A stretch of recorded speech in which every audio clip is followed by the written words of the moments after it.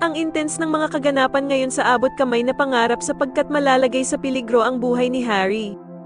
Dito nga matapos makita ni Harry ang isinulat sa papel ni Lynette, ay agad itong babalik sa bahay mag-isa upang iligtas siya.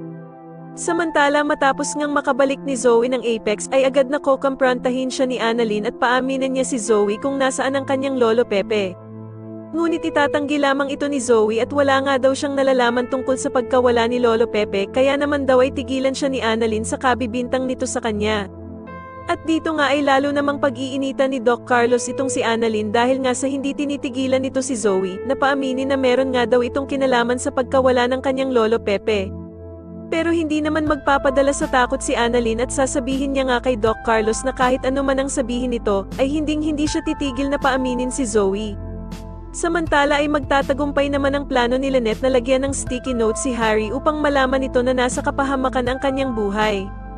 At dito nga ay mapagtatanto ni Harry na nangangailangan ng tulong ang kanyang tita Lynette kaya naman ay agad siyang babalik upang saklolohan ito.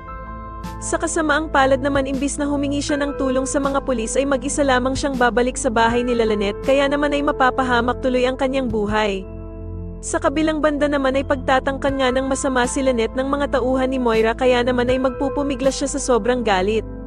Sakto namang dadating si Harry at mag-aala superhero nga ito ng mag-isa para iligtas si Lynette sa masasamang loob na tauhan ni Moira.